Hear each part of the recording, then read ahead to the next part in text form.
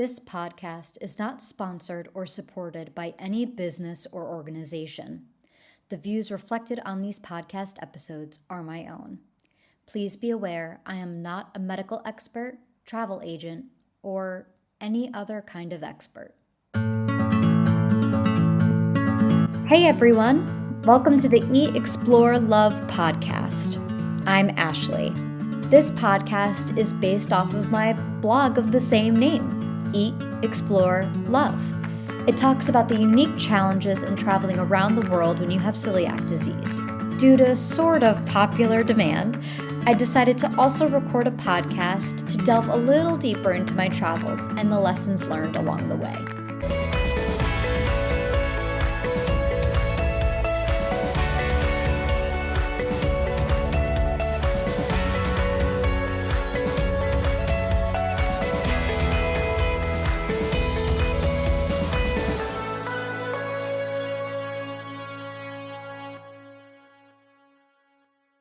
Welcome to another episode of Eat, Explore, Love, the podcast.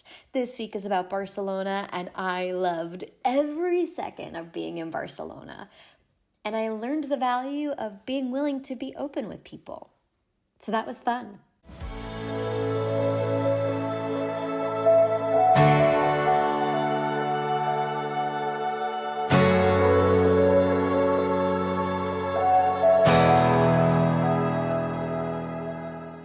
For the food. So first things first, in Barcelona, do the gluten-free food tour. It's run by Devere and his amazing husband, and Devere also has celiac. So he has set up a celiac-safe gluten-free tour, and it was amazing. So whenever I go on, on these different experiences, and I think the biggest thing in Sicily was they did all these street food tours, and it was so upsetting that I didn't get to do it. And it's always a bummer for me when I see that food tours are an option in various places and I can't do it.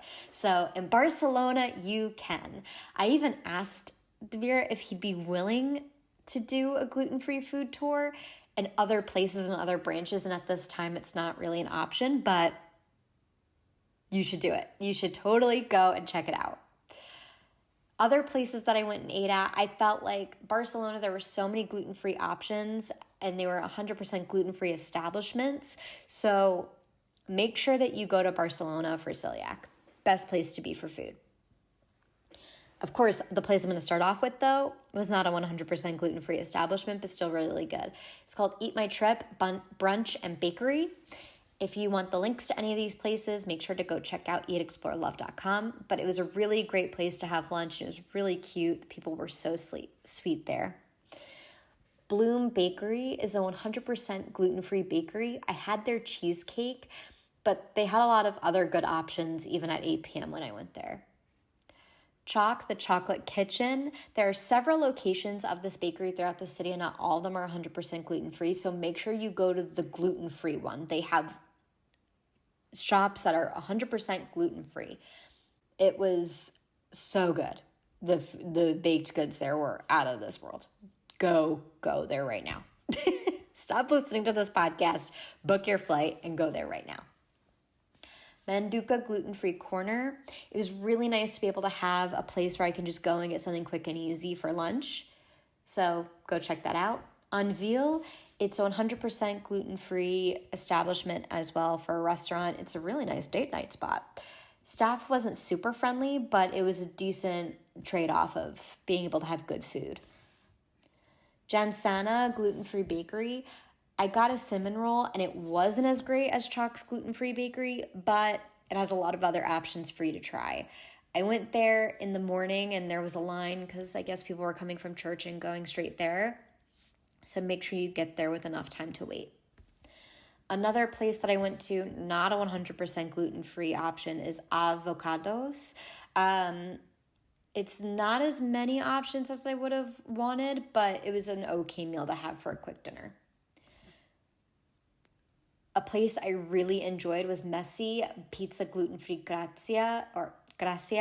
Sorry, I'm in the Italian mentality right now. I had their lasagna, their bolognese lasagna, which was really good. And then it was also a stop on the gluten-free food tour, and I got to try some of their other pizzas and stuff. So good. Make sure you go to the 100% gluten-free location because they do have a restaurant nearby, same name, that is not gluten-free. So check that out.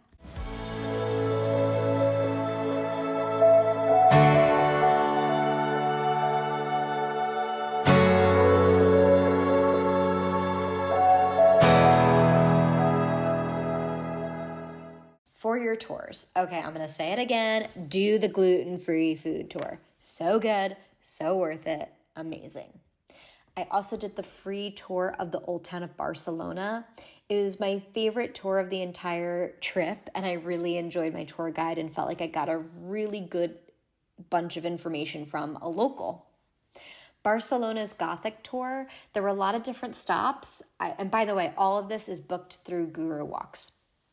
There were a lot of different stops for the Barcelona's Gothic tour, and I got some different information from the free tour of the Old Town of Barcelona tour, but it covers the same neighborhood. So out of the two, I prefer the Old Town tour, but you could very well do both and have very different experiences.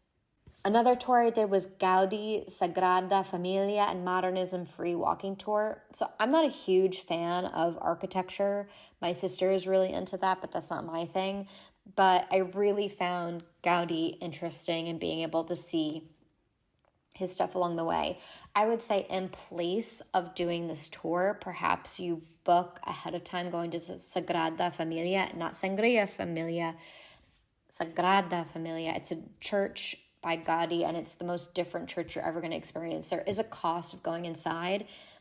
It's a little bit expensive for me and what my budget allowed, and unfortunately I went to go to see him book at the last second, and it was sold out for the entire time that I was there. So book far in advance and get to go see it. It's not finished. They're not anticipating it being finished for another 10, 15 years, but still worth it. It's a really cool and different place, and the symbolism in why the architecture is the way that it is incredible.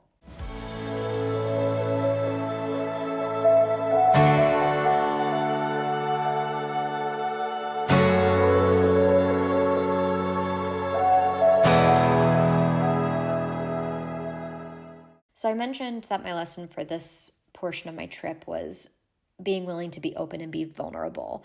And I say that because on the gluten-free walking tour, I was willing to talk about really intimate feelings and thoughts about my personal life. And the two other women that were on the tour with me, ironically from Italy, they were so kind and receptive. And I get judged all the time that I don't want to be a mom. I would much rather be an auntie to my family's kids, to my friends' kids, and spoil all of them rotten. And when their parents need a break, that they could send their kids to me and I can give them a really fun, awesome day, and I can then give them back to their kids. That's the role I want to have.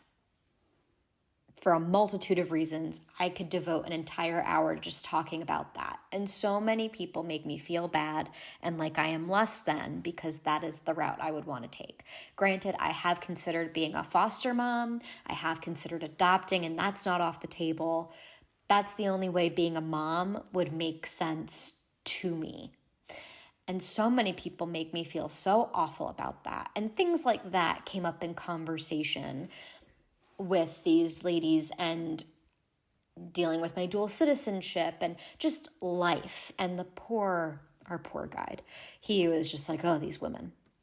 And I was able to gain a confidence in myself because they were so open and receptive.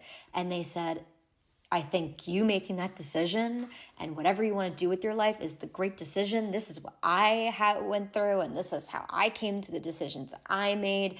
And they gave me really great, solid advice coming from a place of supporting rather than from a negative place of judgment. And it was the best thing I could have asked for at any time in my life, but particularly at that moment in time. So I would just say, if you have someone that's coming to you with their thoughts and how they want to go about their life, give them the space to have that. And it was so nice to bask in that space. So that was my big thing with Barcelona. And I just had a really fantastic time. Being able to eat allowed for just so much happiness. Can't even begin to tell you.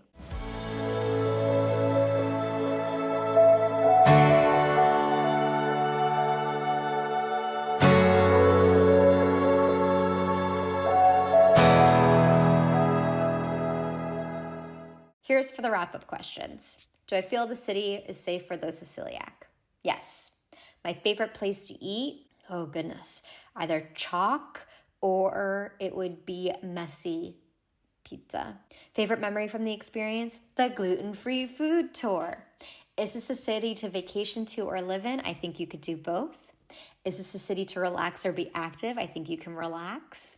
How are the people? So awesome. So this episode is really short and sweet and to the point, and I hope that's nice and necessary and helpful. And yeah, thank you so much, everyone, for taking another listen to Eat, Explore, Love, the podcast. Till next time. Thank you for joining me this week for all the fun journeys and lessons learned on my big adventure called life. For more information on the different cities discussed, check out the blog posts on hieatexplorelove.com, posted every Monday, Wednesday, and Friday. If you have any questions or fun stories to share, feel free to reach out at hieatexplorelove@gmail.com. Until next week, remember to eat well, explore the world, and love yourself. See you next time. This episode is produced, scripted, and edited by me, Ashley. Special thanks to Sarah Mientka.